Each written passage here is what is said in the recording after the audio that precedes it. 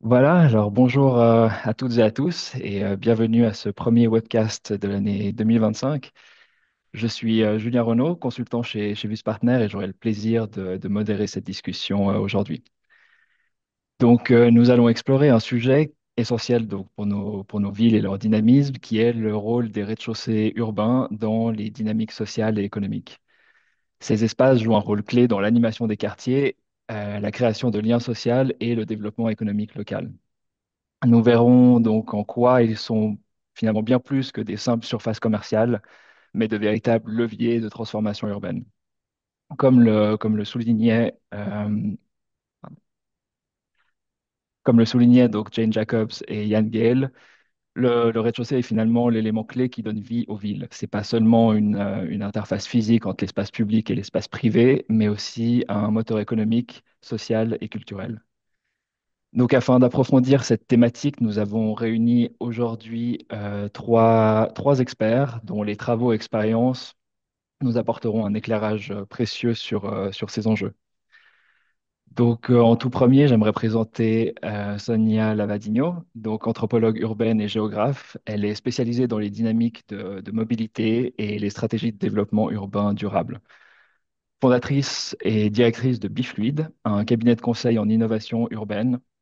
Elle accompagne depuis plusieurs années les collectivités et les acteurs privés dans la conception de projets qui favorisent la qualité de vie et l'attractivité des territoires. Ses interventions couvrent une large gamme de thématiques, allant de la promotion de la marche en ville à l'élaboration de politiques publiques pour des environnements urbains résilients et inclusifs. Conférencière reconnue, Sonia partage régulièrement son expertise lors d'événements internationaux dédiés à l'urbanisme et à la mobilité. Ensuite, José González, donc, il évolue depuis près de 30 ans dans la construction et le domaine du développement immobilier, occupant aujourd'hui donc le poste de directeur chez Brix AG, Family Office agissant comme opérateur, développeur et investisseur. José González est ingénieur civil, diplômé de l'EPFL et de l'ETS Genève. Il possède une expertise approfondie dans le montage et le financement de projets immobiliers, la négociation foncière et la valorisation de patrimoine bâti. Donc, son expérience l'a amené à piloter des développements d'envergure, allant de la planification stratégique de quartiers en zone de développement à Genève à la mise en œuvre de projets innovants intégrant des enjeux environnementaux et sociaux. Ces missions couvrent également les relations avec les autorités cantonales et communales, la recherche d'exploitation pour des pôles spécifiques comme la santé par exemple, et l'intégration de solutions durables à l'échelle des quartiers. Également engagé dans les instances professionnelles, il siège notamment à la commission d'aménagement de la Chambre de commerce et d'industrie de Genève et est membre du comité de l'association de promoteurs et constructeurs genevois APCG. Et il préside également la fondation privée pour des logements à loyer modéré. Et enfin, Julien Tinet, qui travaille chez Vus Partner depuis 5 ans dans l'équipe conseil du bureau de Genève. Diplômé en urbanisme et socio-économie, il occupe la position de manager de projet. Et ses missions s'articulent principalement à différentes échelles, allant de la réalisation de stratégies de logement, de vision économique à l'échelle de grands territoires et des études de marché plus locales menant à des concepts d'affectation et de programmation immobilière. Donc, je les remercie pour leur présence aujourd'hui. Et je tiens, avant de leur passer la parole, juste à rappeler que vous avez la possibilité de poser des questions grâce à la box Q&A. Et on tâchera de répondre à ces questions dans les 15 dernières minutes de ce webcast, en espérant pouvoir répondre à toutes les questions. Et sans plus attendre, je passe la parole à Julien Tinet, à qui je propose de Oui, alors, partager. ouais, je vais juste présenter. Hop. Tiens, qu'est-ce que tu peux juste me confirmer que vous voyez bien la slide? On est tout bon? Oui, tout bon. Ok, parfait, merci.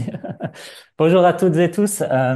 Merci, je suis ravi aujourd'hui de pouvoir discuter un peu de ce sujet qui, je pense, a longtemps été mis un peu de côté ou voilà, un peu oublié peut-être parfois de nos projets immobiliers et puis aussi de la planification de nos villes. Et puis, je voulais revenir aujourd'hui sur finalement qu'est-ce qu'était la bonne planification de ces rez-de-chaussée avec un peu deux grands points qui vont structurer la présentation. Le premier point pour moi important dans cette bonne planification des rez-de-chaussée qui est aujourd'hui importante, c'est de comprendre finalement le marché. Déjà, une bonne nouvelle, la consommation privée est en train de reprendre gentiment après une période d'accalmie. On voit que fin 2024, on avait une consommation privée qui était en hausse de 1,8% par rapport au trimestre de l'année précédente. Donc, c'est une bonne nouvelle. On sait que cette consommation privée, elle est aussi, c'est un des leviers pour la bonne santé des rez-de-chaussée, que ce soit pour la consommation ou pour les services. Donc, c'est un bon point.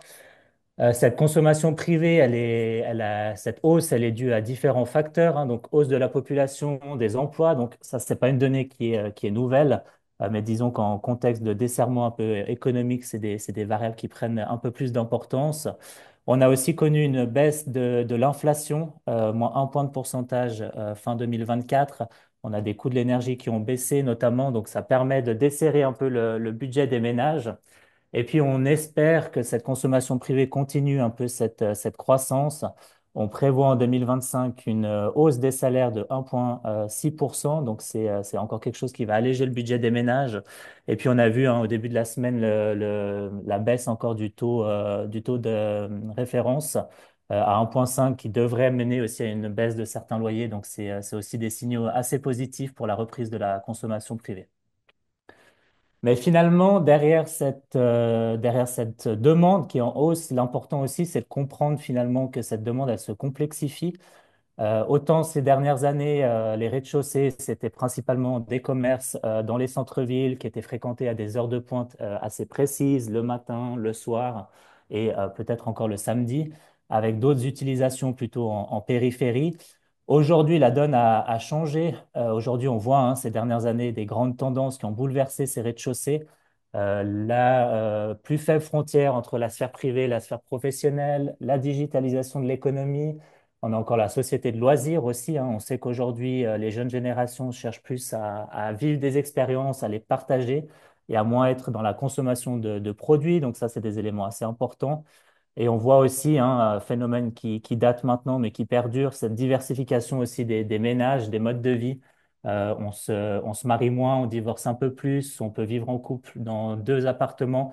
Donc, c'est autant de points en fait qui vont vers une diversification des besoins pour les rez-de-chaussée, des besoins qui sont finalement voilà, de plus en plus variés, en utilisation de plus en plus variée, des localisations aussi qui se diversifient et des fréquentations aussi. On ne fréquente plus forcément un rez-de-chaussée seulement aux heures de pointe, on le fréquente aussi en journée si on fait du télétravail, par exemple.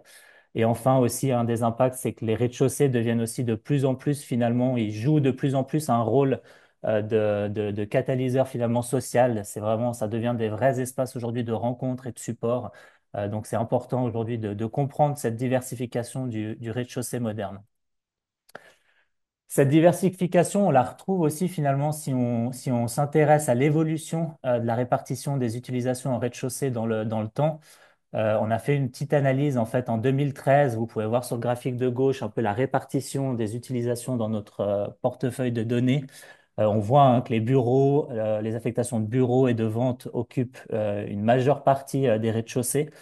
Et on voit finalement, si on regarde, si on compare avec 2023, 2024, on voit finalement une sorte de mix, une diversification des utilisations.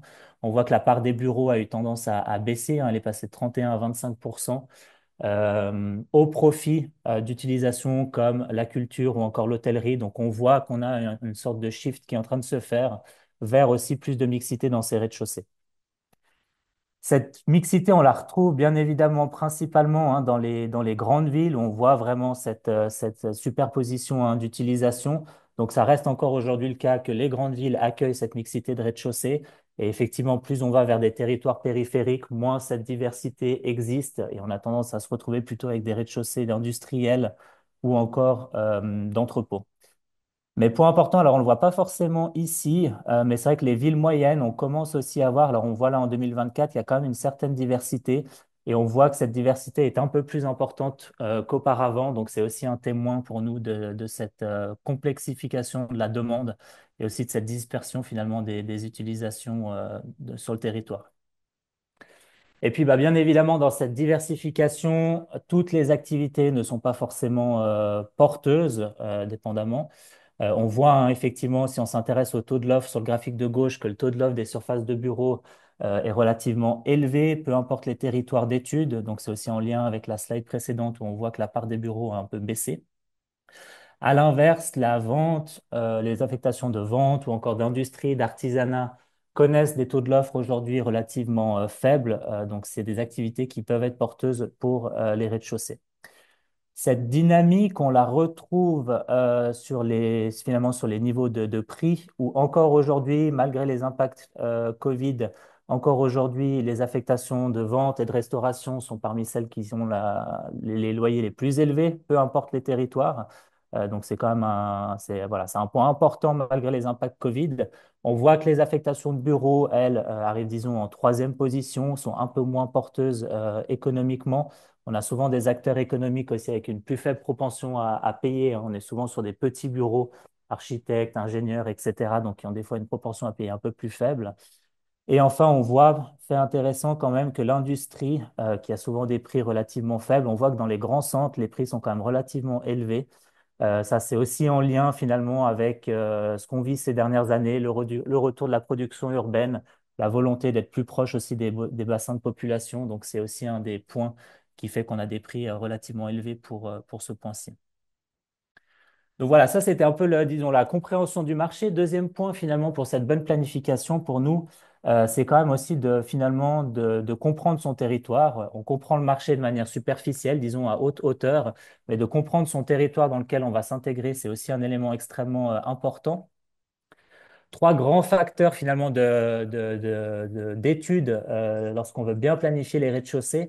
Premier point, la localisation. Quel est mon passage? Quelle est ma fréquence de passage? Est-ce que les passages se font plutôt en transport motorisé, transport piéton, transport public? Ça modifie aussi beaucoup la fréquentation des espaces de rez-de-chaussée. Quelle est la distance au centre? Est-ce que je suis dans un centre névralgique finalement de ma commune? Est-ce que je suis en train de créer un centre? Donc ça, c'est des variables intéressantes pour vraiment comprendre les atouts de la surface. Ensuite, l'environnement direct, bien évidemment, la typologie des rez-de-chaussée autour de ma surface ou de mon quartier. Quelle est l'offre? Est-ce qu'on est plutôt sur voilà, des commerces? Quel type de commerce? Des surfaces artisanales? Quel type d'entreprise? Vraiment comprendre le tissu alentour. Comprendre aussi finalement les emplois et la démographie qui est autour de ma surface ou de mon quartier. Est-ce qu'on est avec des entreprises qui ont plutôt une haute valeur ajoutée, avec des employés avec un fort pouvoir d'achat? Pareil pour la démographie, est-ce qu'on est surtout plutôt sur des ménages à fort ou faible pouvoir d'achat? Quels sont les modes de consommation, les modes de vie? Vraiment comprendre tous ces éléments pour essayer de créer des synergies dans le quartier, avec les surfaces aux alentours et éviter aussi parfois le cannibalisme de certaines surfaces qui nuit finalement à la bonne santé des rez-de-chaussée. Et puis le dernier point, qualité des surfaces, ben voilà forcément, hein, quelle est ma visibilité, comment je peux communiquer mon activité, le plan de ma surface, qu'est-ce qu'il autorise aussi comme utilisation, qu'est-ce que je peux accueillir comme public. Ça, c'est autant d'éléments qui vont permettre de valoriser la surface au mieux avec les utilisations les plus adéquates. Et puis on a souvent tendance à penser que la localisation, voilà, la fréquence de passage, c'est un des points clés pour réfléchir les rez-de-chaussée, pour bien les planifier. Avec juste deux petits exemples rapidement, je voulais montrer que seule voilà, la dimension de passage pouvait enfin, n'était pas suffisante, disons, pour planifier ces rez-de-chaussée. J'ai pris deux exemples, voilà, la gare de Lancy-Pont-Rouge avec les quartiers alentours et la gare de Lancy-Bachet avec ses quartiers alentours aussi. Deux territoires, comme vous le voyez sur les graphiques du milieu, avec une forte fréquence multimodale. On a de la voiture, des trams, des vélos. Voilà, on a le train, on a tout ce qu'il faut en termes de mobilité, donc c'est des points de passage extrêmement importants aujourd'hui. Pour autant, ces deux territoires avec des environnements différents, avec des populations différentes qui vont mener à finalement une planification des rez-de-chaussée aussi différente. À Pont-Rouge, voilà, on est sur un quartier qui est aujourd'hui extrêmement fort en emploi, avec des sociétés principalement à haute valeur ajoutée, travaillant dans la banque, les assurances, le juridique. Donc, on a aujourd'hui un potentiel pour développer des rez-de-chaussée, principalement tournés vers de la destination. Donc, on parle peut-être de bars, peut-être qu'on pourrait appeler de branchés, mais de services aussi de commerce alimentaire assez spécifiques de vente aussi de produits spécifiques tournés par exemple autour du sport ou de la santé, qui sont aujourd'hui des thématiques importantes. Donc voilà, l'idée ici, les rez-de-chaussée, ce sera plutôt peut-être de créer un espace de destination, de faire connaître finalement le point névralgique du PAV à l'échelle du Grand Genève, avec un complément bien sûr, hein, potentiellement de surface de rez-de-chaussée aussi de proximité, parce qu'on sait que le PAV sera bien sûr un quartier mixte avec des habitants. Et puis à l'inverse, plutôt autour de Lancy-Bachet, où là on est principalement sur un quartier résidentiel avec actuellement, alors potentiellement en développement, mais actuellement des ménages relativement modestes avec aussi des personnes majoritairement d'origine étrangère, avec un faible pouvoir d'achat. Donc, on voit ici que la réponse finalement au rez-de-chaussée sera différente.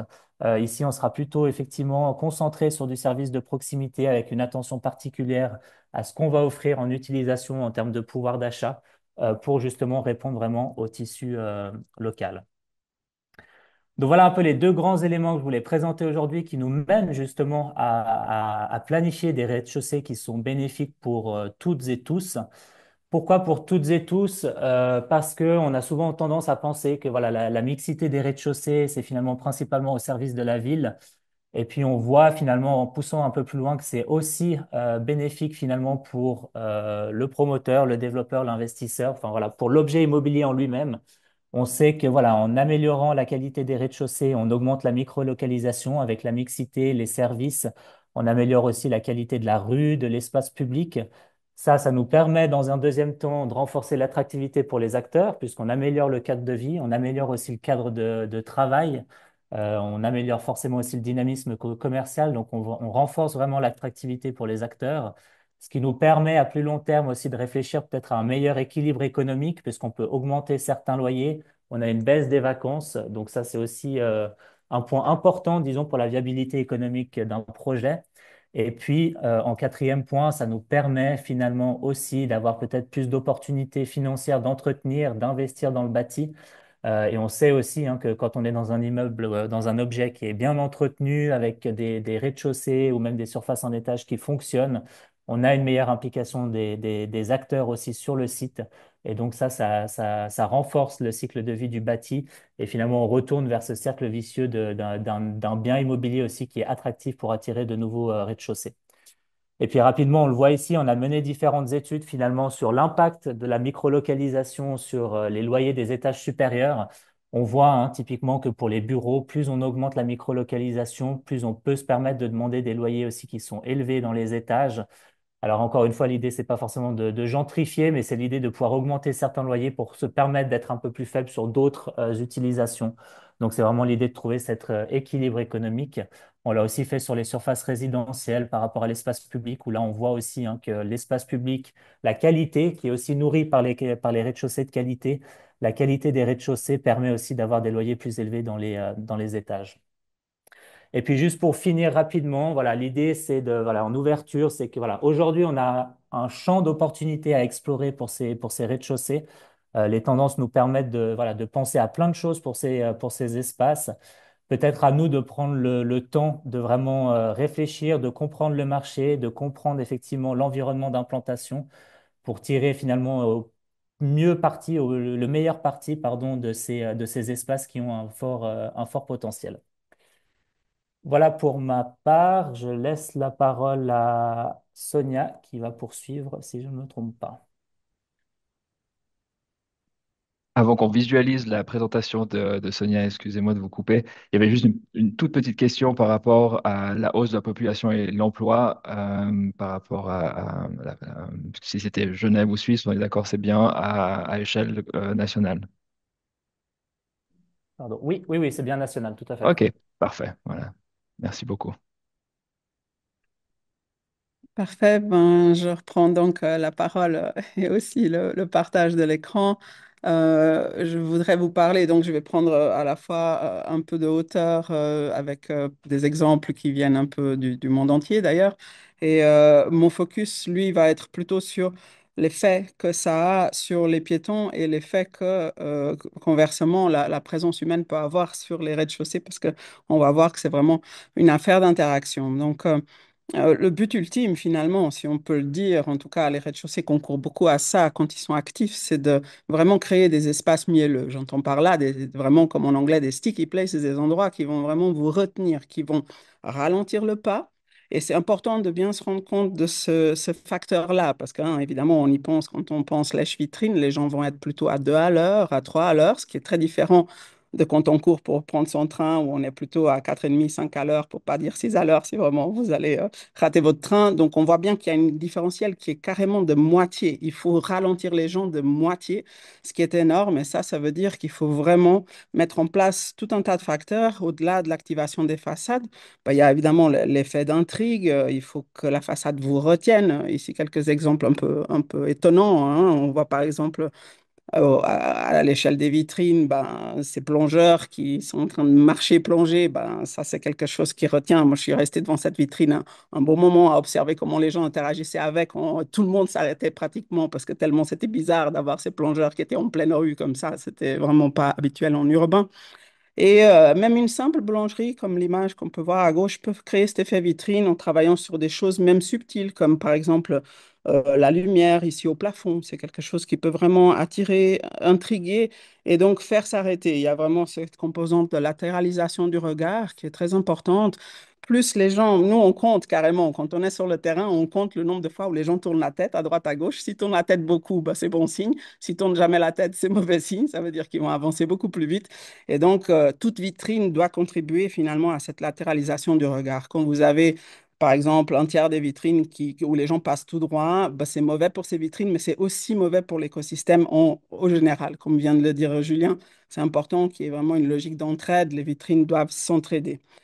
Un deuxième aspect qui est très important, et je dirais qu'il est très important pour vraiment fabriquer cette présence humaine qui est à la fin le premier facteur qui va faire que vraiment les gens vont venir dans ces rues et vont les trouver animées, c'est le fait qu'il y ait d'autres gens et d'autres gens différents d'eux. Donc cette question de la biodiversité des publics, elle est très importante et ça peut s'obtenir avec notamment des programmations de réactifs qui visent des publics en particulier. Ici, par exemple, un opticien qui, au-delà d'être un opticien, bah, il est vraiment un opticien focalisé sur les enfants. Donc, pour le coup, ça va attirer des familles dans ce secteur, dans cette rue. Et ça peut être intéressant d'avoir quelques commerces qui ont des sous-spécialisations au-delà de ce qu'ils font de manière générale, mais qui va vraiment attirer certains types de publics.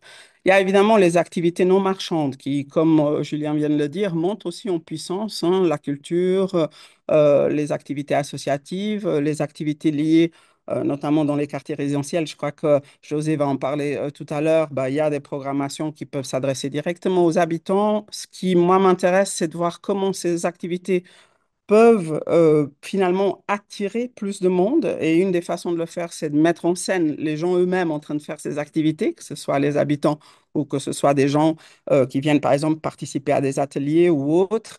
Et on voit aussi parfois des opportunités ratées, comme avec cette deuxième image de l'école de musique. Vous avez une école de musique, ce serait fascinant à regarder. Et ben non, là, on a une façade opaque qui rate totalement l'opportunité de mettre en scène finalement les gens qui pourtant sont là et qui en plus sont là en nocturne, ce qui serait vraiment intéressant. Donc, faites bien attention à faire feu de tout bois, si je peux dire, avec toutes ces activités non marchandes. Dès que vous en avez, mettez-les en valeur et faire en sorte que ce soit vraiment quelque chose qui est un facteur contributif à l'animation du quartier.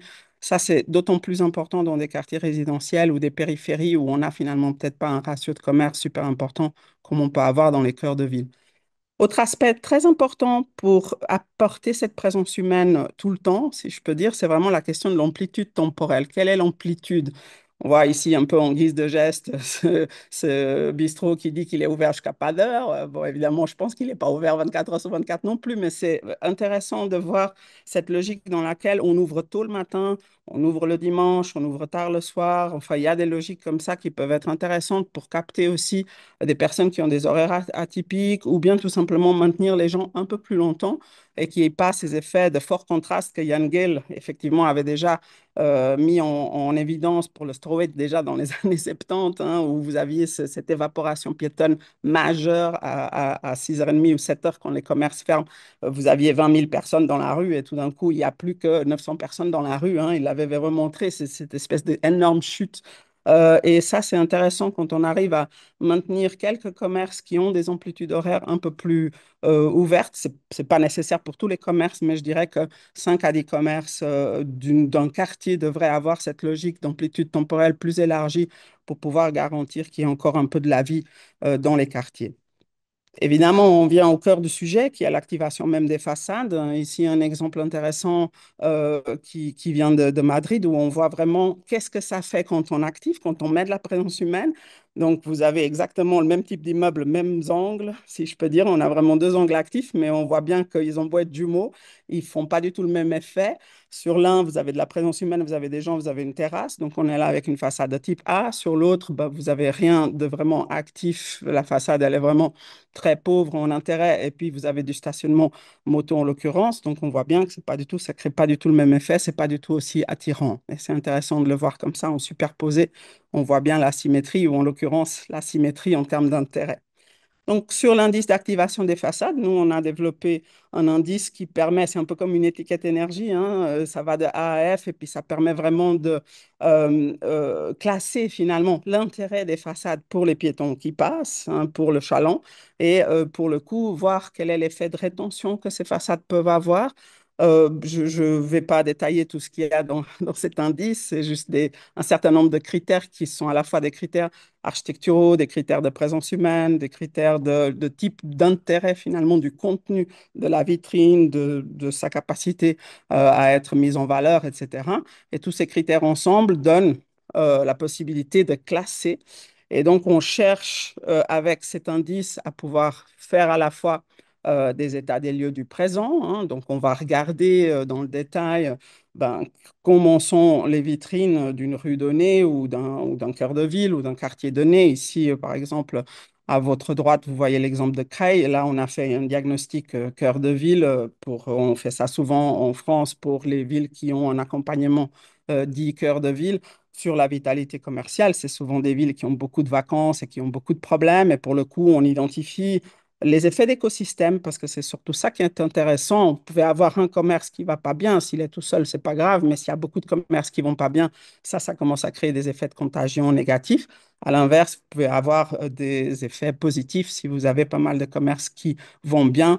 Ici, par exemple, on voit bien, ça c'est la rue principale de Creil, eh ben, elle va plutôt mal, puisqu'on voit qu'il n'y a qu'un seul commerce qui est dans le vert, et la plupart sont dans le rouge, voire rouge vif, donc on voit bien qu'il y a comme un souci. Et ça permet d'objectiver les choses et de se dire, comment il faudrait qu'on agisse sur l'écosystème dans son ensemble. Et puis, pareillement, on peut utiliser ce système d'indice d'activation des façades pour programmer des scénarios futurs dans lesquels on peut avoir différents types de scénarios. Des scénarios d'attractivité maximale où on va générer un maximum de piétons, un maximum de présence humaine. Et ça veut dire qu'on va être très ambitieux sur la programmation, notamment sur où est-ce que je vais mettre un certain nombre d'indices de type A, notamment. Donc, je vais placer des façades de type A vraiment dans tous mes angles. Je vais placer des façades de type B, beaucoup, hein, pour pouvoir avoir vraiment monté en puissance. Et puis, si je veux un scénario qui est un petit peu moins ambitieux, ben, je peux me permettre de déclasser, entre guillemets, certaines façades. Généralement, on tente quand même de maintenir vivants les angles, mais on peut se permettre de laisser d'autres façades moins importantes. Donc, l'exemple que je montre à gauche est un exemple d'un quartier qu'on a programmé Vetrotex, donc une ancienne fiche industrielle à Chambéry, où on a programmé vraiment du point de vue des façades l'effet qu'elles devraient avoir sur les piétons pour créer les bonnes boucles cheminatoires pour que les gens circulent bien dans ce quartier et que ça anime tout le quartier et pas uniquement, par exemple, la rue principale. Donc, c'était un travail très complémentaire au travail des programmistes classiques, mais il amène un autre point de vue, qui est un point de vue plus anthropologique, qui est comment on va produire de la présence humaine dans ce quartier, comment on va bien équilibrer toutes les rues, toutes les arrivées, les entrées-sorties. C'est notamment important dans les nouveaux quartiers de faire ça correctement pour pouvoir vraiment jouer sur l'élasticité de tout le quartier. Et puis, on peut agir en conseil pour vraiment dire comment il faudrait activer ou désactiver. Bon, généralement, on ne veut pas désactiver, hein, mais on pourrait aussi tenter de plutôt activer, hein, des façades qui, à la base, ne sont pas idéales, hein. Je montre quelques exemples ici. L'exemple en haut à gauche, on a une façade à la base de type F, vraiment pas intéressante du tout, dans un quartier plutôt industriel. Et là, Cette ville qui s'appelle Taupo, Nouvelle-Zélande, ils font un festival de street art qui, pour le coup, permet vraiment d'activer ces façades. On a un exemple madrilène du même genre. Donc, on a des façades E, des façades F qui, du coup, sont activées avec des interventions artistiques pour passer en façade C avec un effet d'intrigue. Elles passent pas en A, mais elles passent quand même, elles montent en gamme, si vous voulez. Et on peut avoir des effets inverses, hein. Un exemple de Sarrebourg en haut à droite, qui est à la base normalement une façade de type B, une boulangerie, mais ici, comme vous voyez, elle est complètement désactivée. Il n'y a vraiment aucune animation et donc on aurait plutôt tendance à changer de trottoir, raison pour laquelle elle est classée en F. Et puis un exemple de Strasbourg où on voit une façade tout à fait banale de quartier résidentiel classique qui a été transformée et justement où on a activé avec la présence d'une terrasse. Et là, pour le coup, ça permet à cette façade de passer en A et d'activer la fin de cette rue qui est justement un peu en sortie du système commercial. Donc ça, c'est tout à fait intéressant de voir qu'on peut agir à la fois à des échelles de quartier, à des échelles de planif classique, mais aussi quand on veut vraiment, disons, faire revitaliser hein, de l'existant, il y a vraiment des façons intéressantes de faire. L'important étant de fabriquer des piétons statiques, d'avoir vraiment un bon équilibre entre le transit et le séjour et avoir vraiment beaucoup, beaucoup de piétons qui retiennent les autres piétons finalement, hein. C'est ça le rôle d'un piéton statique. Il est entre guillemets à rentabiliser vraiment beaucoup parce que dès que vous êtes assis, eh ben, 10 minutes où vous êtes assis ou un quart d'heure, bah, vous allez capter finalement tous les passants qui passent.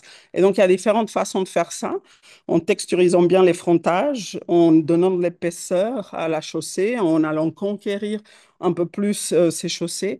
Mais généralement, disons, ce qu'il y a en commun, c'est toujours cette idée de dire qu'on va mettre en scène les piétons eux-mêmes et on va donner beaucoup de texture, beaucoup d'intérêt à ce qui est en train de se passer, au-delà même des vitrines, mais c'est comment l'espace rue, comment les parvis vivent, comment la deuxième peau finalement des réactifs va vivre.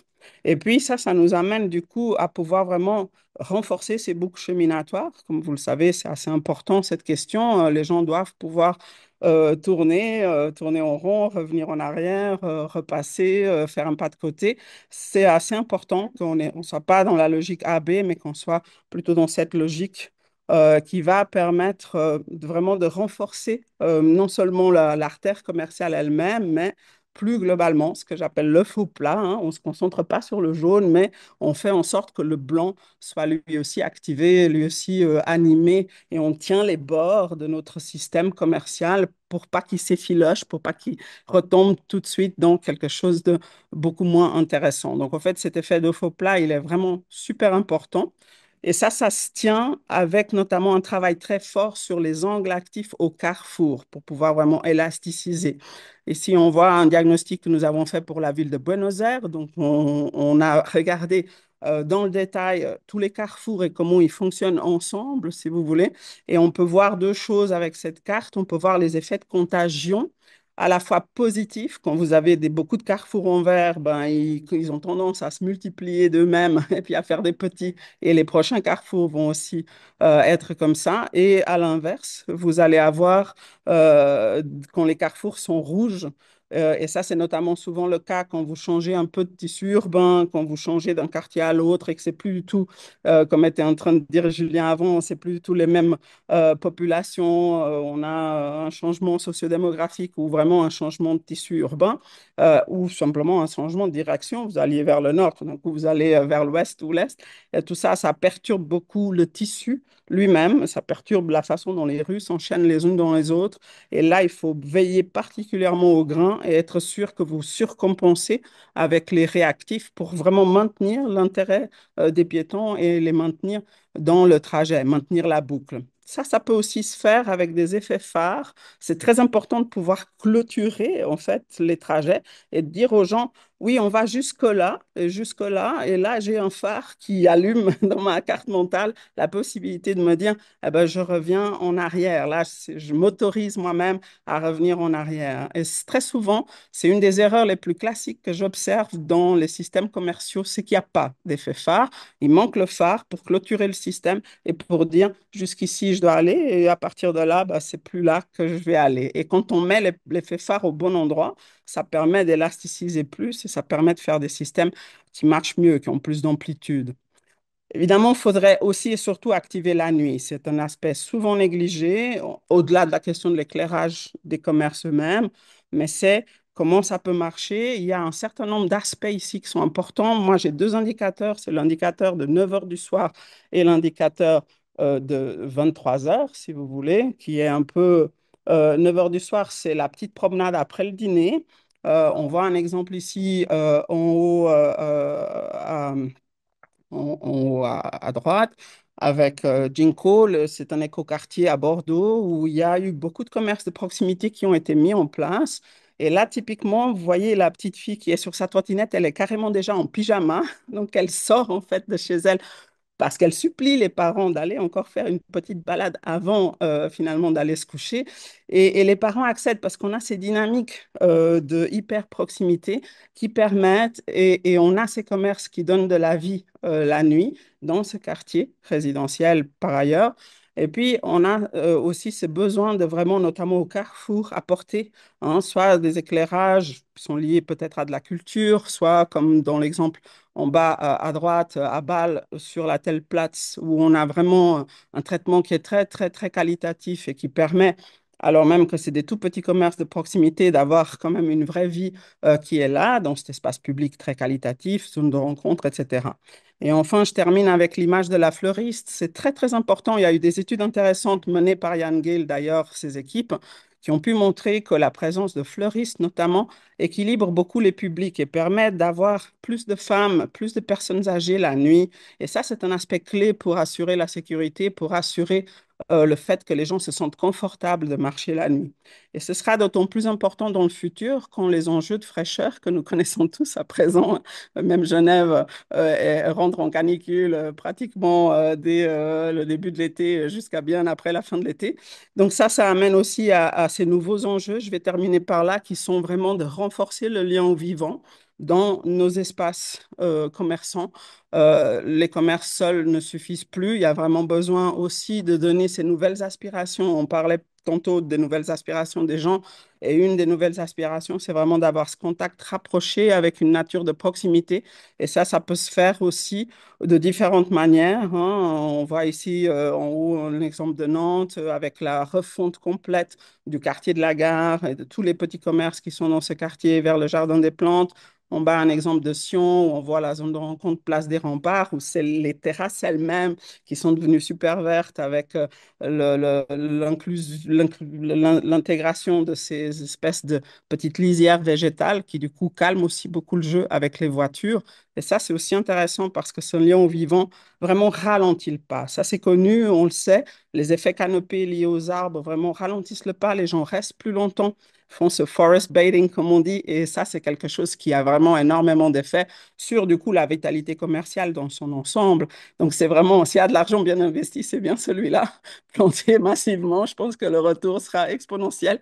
Et enfin, je voudrais finir avec maintenant les nouveaux besoins qui sont de considérer vraiment les raies et les parvis des rez-de-chaussée, et notamment les rez-de-chaussée qui assurent ce qu'on appelle les services, les premiers services à la personne, si vous voulez, ou aux familles notamment, hein, qui sont de considérer ces raies comme des ressources fraîcheurs, à la fois peut-être parce que à l'intérieur de ces raies, comme les supermarchés ou comme les médiathèques, bibliothèques ou les piscines ou autres, bah, ce sont en eux-mêmes des lieux qui sont frais, soit parce qu'ils ont de l'air conditionné, soit parce que la façon dont ils sont conçus permet cette fraîcheur, mais aussi de considérer, comme je venais de le dire, de vraiment végétaliser massivement ces parvis devant ces attracteurs de proximité de first responder, comme on dit, qui répondent en premier aux urgences et qui sont le plus proches de la proximité des gens.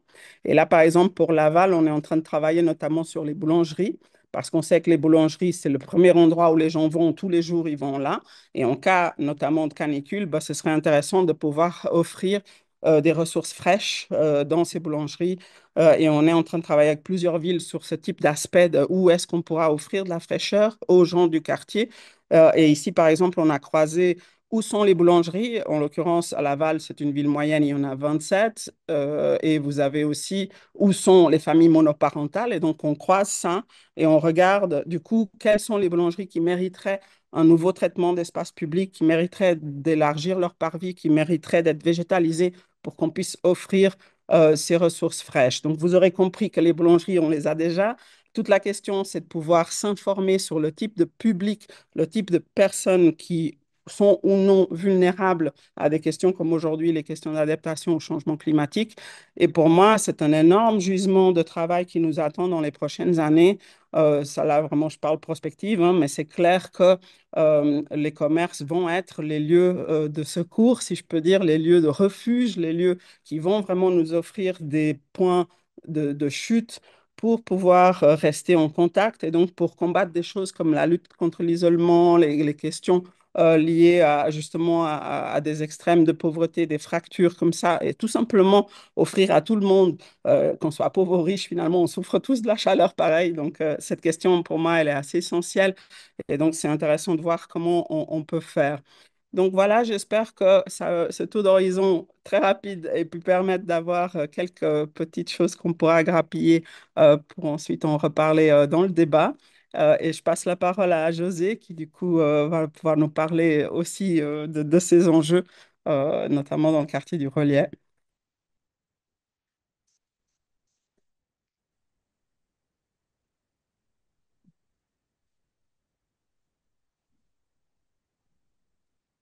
Voilà. Est-ce que vous voyez mon écran? Pas encore. Voilà. Pas encore.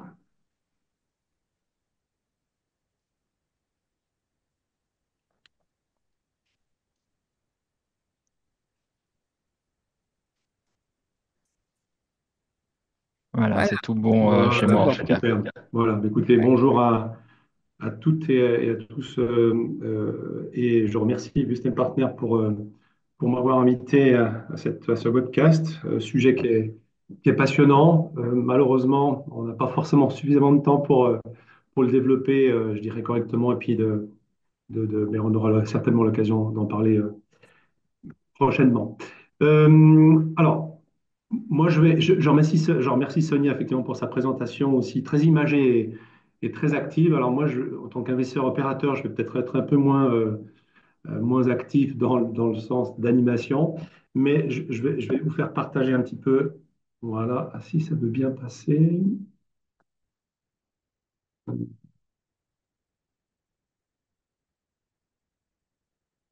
Pas passer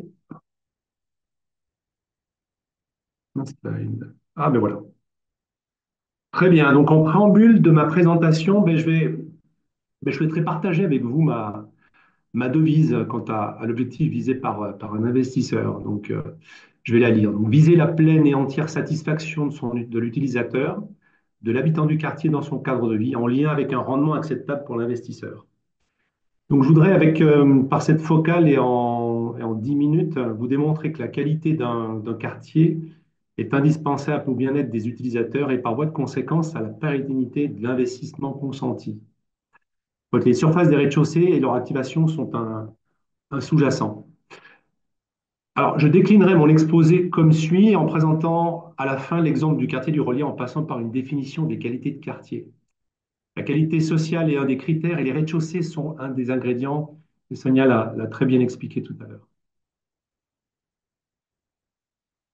Donc, qualité de quartier. Donc, on entend la qualité d'un quartier donc, par la définition d'un ensemble de critères que je déclinerai comme suit. Donc, elle est basée sur une grille d'évaluation qui est en cours d'élaboration, en discussion avec des associations professionnelles, donc avec la PCG, la FAI et les services du canton de Genève. Donc, la mixité d'affectation et les offres et de services sont indispensables pour favoriser les quartiers vivants dans la vision de la ville du quart d'heure. On parle de la qualité conceptuelle des espaces publics et privatifs qui doivent être propices aux échanges, on en a parlé tout à l'heure, et des aménagements extérieurs conçus durablement. Donc, par exemple, de la pleine terre, de la conservation, si possible, des arbres, de la replantation ambitieuse, de la biodiversité, sans oublier le patrimoine. La relation de ces espaces au socle des bâtiments et aux façades doivent être bien pensées. Sonia l'a très, très bien expliqué tout à l'heure.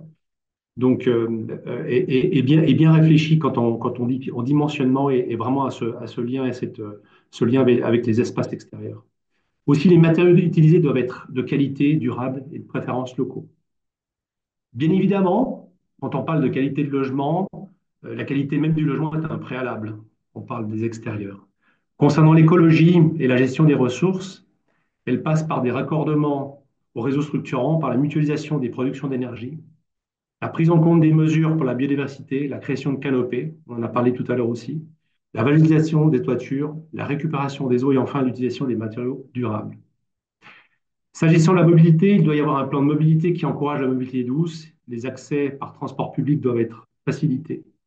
Une mutualisation du stationnement, l'électrification des places de stationnement, la présence de véhicules partagés doit être mise en place. Concernant la qualité du social d'un quartier, on pourrait la définir très simplement, c'est le quartier où il fait bon vivre.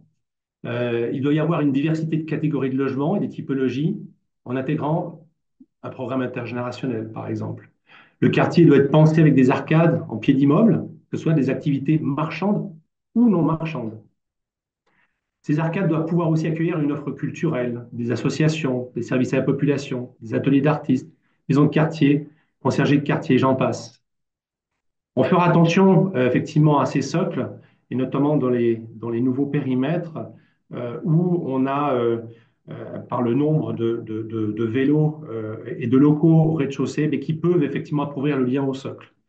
Donc, il y a des idées qui se font sur certains projets où on crée notamment des vélostations qui s'enterrent et qui permettent justement de dégager ces pieds d'immeuble et justement de leur donner de la vie, cette interaction avec les espaces extérieurs.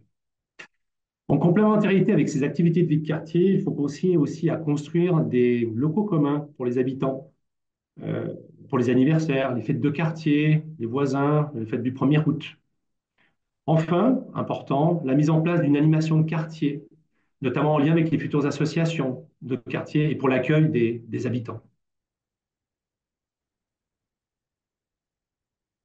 Au niveau des enjeux, donc, ça a été dit tout à l'heure, donc l'analyse des besoins des arcades et leur positionnement est indispensable pour une bonne planification. Et il est vrai également qu'une des difficultés est la stabilité du programme, parce que généralement, quand on conçoit on conçoit ces rez-de-chaussée, et au moment où on commence à réaliser et le quartier est en exploitation, il peut s'écouler beaucoup d'années. Il est fonction notamment aussi du contexte, ça a été dit tout à l'heure, et de la situation du quartier. Si je prends un exemple, un quartier très central dans le PAV n'a pas forcément le même attrait, le même passage, pas le même contexte qu'un quartier situé en périphérie. Donc après avoir défini un programme et déterminé les surfaces dévolues, il convient très rapidement d'établir des équations financières déjà en amont.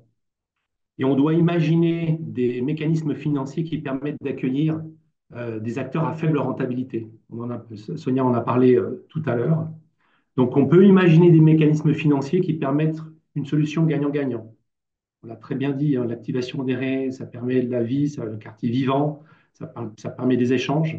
Et donc, cette solution gagnante, c'est par exemple, on peut imaginer que l'investisseur finance ces surfaces contre un bonus de densité, par exemple, qui permet à l'investisseur de construire peut-être un peu plus, notamment dans ces nouveaux quartiers. Donc, j'ai mis une petite phrase que je vais vous lire pour qui résume bien un peu la situation. Donc, c'est trouver le juste équilibre entre les activités qui génèrent un loyer conforme au marché. Voilà, on parle de commerce, voilà, des différents commerçants, différentes offres. Conforme au marché, c'est la forte valeur sociale pour lesquelles il convient d'accepter un loyer plus faible. Et je vais vous présenter un projet qu'on développe au quartier du Relier. Donc, on est à Genève, on est à Plan-les-Ouates, très exactement. C'est un projet, donc, c'est une commune qui est située en couronne urbaine genevoise. Le tram, on est à 25 minutes en tram de la gare de Cornavin, la gare de Genève. Donc, c'est un projet qui est situé en zone de développement. Donc, c'est une zone qui a une particularité, c'est qu'elle encadre les prix de location et les prix des PPE. Ainsi qu'elle définit également une répartition de catégories de logements. C'est une démarche partenariale qui a regroupé l'ensemble des maîtres d'ouvrage et des autorités publiques, avec l'objectif partagé de façonner un quartier exemplaire en termes de vie de quartier et de mobilité. Donc, il consiste dans la réalisation sur la première pièce, on va dire ça comme ça, la réalisation de 1000 logements, d'accord, de 14 000 m² de pôle santé sociale, avec une maison de santé, regroupant des cabinets de médecins, il y a un IMAD, il y a l'hospice général, il y a le poste de police, Il y a un centre d'affaires social et des commerces et restaurants, ainsi que 5 500 mètres carrés de surface d'activité de quartier non rentée pour l'investisseur en pied d'immeuble. Donc voilà, là aussi, on est, comme on le disait tout à l'heure, on est en zone périurbaine. Donc il faut que ces rez-de-chaussée, on trouve ces mécanismes financiers qui permettent justement d'amener de la vie par ces mécanismes-là. Donc pour ce projet, donc les maîtres d'ouvrage, l'ensemble des maîtres d'ouvrage du quartier ont consenti un investissement de près de 12 millions de francs pour la réalisation de ces 5 500 mètres carrés de surface d'activité au Ré, qui, je rappelle, ne sont pas rentés pour l'investisseur. Par contre, je dirais le petit bonus qui a été donné à l'investisseur était d'avoir une densité de 5% de plus de construction complémentaire. Donc on voit qu'il y a des mesures incitatives justement qui permettent de soulager ces rez-de-chaussée par rapport à un loyer, et puis justement de trouver des solutions qui permettent aussi aux investisseurs de retrouver leur compte, on va dire ça comme ça. Donc, en plus de cet investissement consenti, donc les investisseurs, l'ensemble des investisseurs, dont la commune fait partie aussi en tant que propriétaire privé sur un des îlots pour créer du logement, donc on va créer une coopérative de quartier. Une coopérative de quartier qui sera dotée d'un montant initial de 3 millions de francs. Et donc, cette coopérative de quartier aura pour mission de gérer des surfaces à vécu, dont elle est superficiaire. Donc là, on commence à rentrer un petit peu dans la mécanique. Donc, les investisseurs mettent à disposition ces surfaces, donc elles les construisent, elles les financent, elles ne les louent pas, mais elles les mettent à disposition de cette coopérative de quartier par le biais d'une servitude d'usufruit. Donc, elle aura pour but de gérer ses activités de quartier, donc la coopérative, de trouver les locataires, donc là, association, on en a parlé tout à l'heure, voilà, différentes associations, par exemple communales, des ateliers d'artistes, etc. Et de signer des baux avec les preneurs avec des loyers bas. La coopérative a comme une fonctionnalité comme de louer ses surfaces, mais à des prix, comme je viens de le dire, beaucoup plus bas. On est sur des prix qui oscillent entre 100 et 160 francs du mètre carré.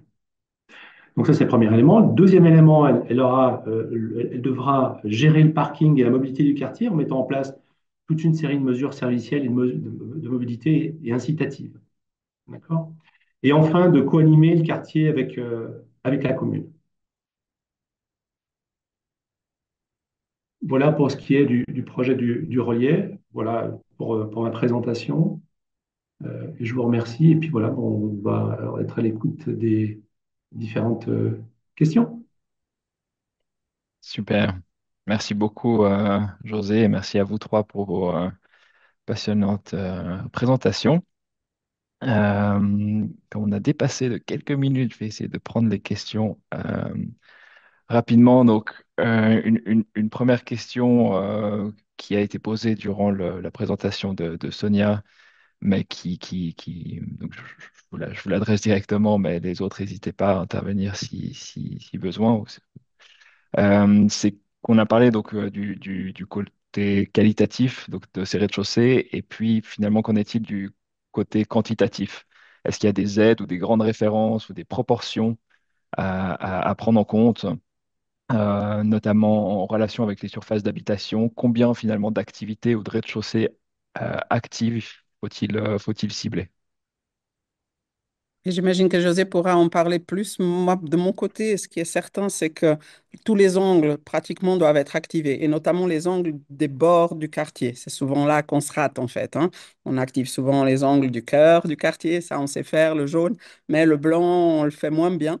Et c'est vrai qu'en termes de surface, moi, ce que je trouve important, c'est que les surfaces soit varié. Parce qu'en fait, le problème qu'on a souvent, c'est qu'on a des cellules ou bien trop grandes ou bien trop petites. Enfin, et on a rarement tout le spectre finalement de cellules dont on aurait besoin. Je serais d'avis qu'aussi, il faudrait qu'on soit beaucoup plus efficace du point de vue de la flexibilité architecturale pour pouvoir finalement partitionner. On sait très bien faire ça avec les bureaux aux étages, puis on fait ça beaucoup moins bien sur les rez-de-chaussée. Il y a évidemment aussi des aspects structurels, mais je trouve qu'il y a là tout un enjeu. Après, je sais qu'il y a aussi des architectes spécialisés qui regardent plutôt, bah, notamment dans des cadres de conversion, on a de l'existant, on a les commerces existants, on a les mètres carrés existants, et on essaie plutôt de trouver les bons tenanciers qui vont tirer parti au mieux, finalement, au lieu d'essayer de caser des chaussures dans un pied où ça va pas, ou essayer de faire du prêt-à-porter avec une coupe finalement qui vous va pas du tout, bah, essayez vraiment de marier les surfaces qu'on a avec les bons tenanciers pour ces surfaces, en fait, ce qui évite de devoir trop reprendre et notamment, par exemple, augmenter les coûts de la rénovation. Ça, je pense que dans des quartiers en rénovation urbaine, c'est vraiment important. Après, quand on est dans du neuf, on peut faire différemment. Je crois qu'au-delà de la population, c'est plutôt la biodiversité de population. Moi, je pense que ce qui est important, c'est qu'on ait vraiment assez de commerce qui sont équilibrés du point de vue de je capte assez les familles, je capte assez les personnes âgées, je capte assez les personnes seules. Et c'est là que moi, je vois le plus d'erreurs. C'est dans la non-captation de certains publics ou dans le fait qu'on a trop ciblé le public majeur du quartier, on n'a pas assez ciblé les personnes qui sont, entre guillemets, les minorités agissantes. Pourtant, elles sont très importantes aussi pour contribuer à cette biodiversité. Mais je laisse José compléter sur vraiment la question quanti. Bon, c'est une question. La question, elle est pas simple. Enfin, les réponses sont pas simples. En fait, déjà, premier élément, enfin, en fonction du contexte, je l'expliquais tout à l'heure, le contexte du quartier, de sa situation. Est-ce qu'elle est en situation périurbaine? Est-ce que c'est central? Et c'est vrai que si je prends l'exemple du relier, on est parti sur un ratio de 5%. Aujourd'hui, c'est un projet qui est en cours de construction, donc, et on est en train de solliciter justement ces locataires. Aujourd'hui, on n'en a pas forcément la réponse. Si le 5% est la bonne réponse au bon dimensionnement programmatique. Alors aussi dans d'autres périmètres qui sont plus centraux, on a beaucoup de discussions effectivement avec les autorités publiques pour justement définir quel est ce pourcentage. Et c'est vrai que c'est extrêmement complexe. Après, c'est vrai que ces surfaces aussi, il faut qu'elles soient le plus flexibles possible. On le disait tout à l'heure, pour accueillir différents types d'activités, pour qu'effectivement elles puissent effectivement migrer ou progresser dans le temps avec les années. Pour se retrouver avec une boulangerie, demain ça peut être une restauration, ça peut être un coworking, etc. Donc on apporte aussi avec nos architectes un maximum de flexibilité dans ces surfaces en termes de spatialité, en termes de plan, mais aussi en termes de hauteur.